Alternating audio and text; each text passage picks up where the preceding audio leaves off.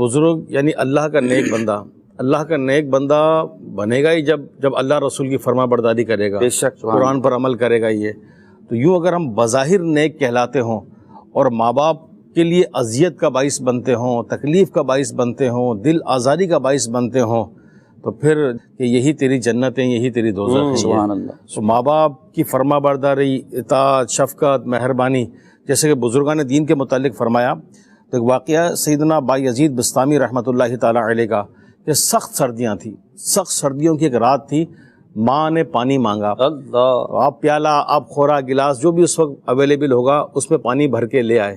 سخت سردیاں تھی، جب واپس لے کر آئے تو ماں کی آنکھ لگ گئی۔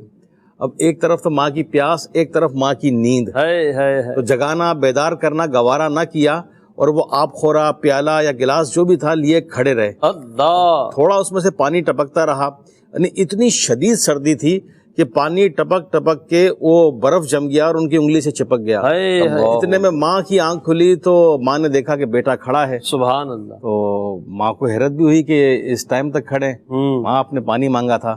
پانی ماں کو پیش کیا، آپ خورا، گلاس یا پیالہ ہٹایا تو اتنی برف جم چکی تھی کہ وہ کھال سے چپک گئی اور کھال ادھڑ گئی، خون بہنے لگا۔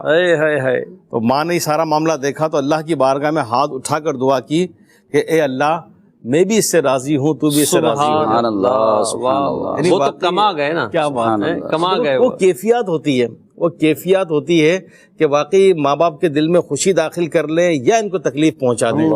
جب بچے چھوٹے ہوتے ہیں تو ماں باپ کو ان سے توقع بھی نہیں ہوتی، کیونکہ بچے چھوٹے ہیں، ابھی تو ان کو توجہ کی ضرورت ہے، اور ماں باپ کے اندر قوت، طاقت، ایک انرجی ہوتی ہے، وہ محنت مشقت کر لیں گے، باپ کما کر لے آئے گا، ماں گھر سنبھال لے گی، پکا لے گی، کھلا دے گی، سارا گھر مینیج کر لے گی۔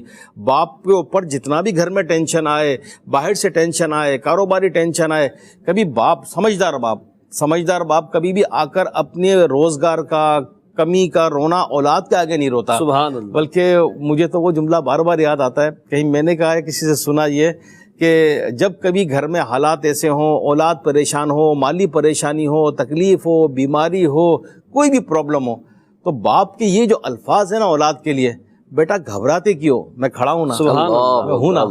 اب یہ دو الفاظ جو ہے نا، یہ اولاد کو ایسا کر دیتے ہیں کہ میرے اوپر کوئی سایہ ہے، میرے اوپر کوئی مگر سائبان ہے۔ اور جب گھر سے باہر نکلتے ہیں اور ماں کہتی ہے کہ بیٹا جا، اللہ کے حوالے ہے، تو یہ دو الفاظ ایسے ہیں کہ لگتا ہے کہ میرے گرد حصار ہو گیا ہے۔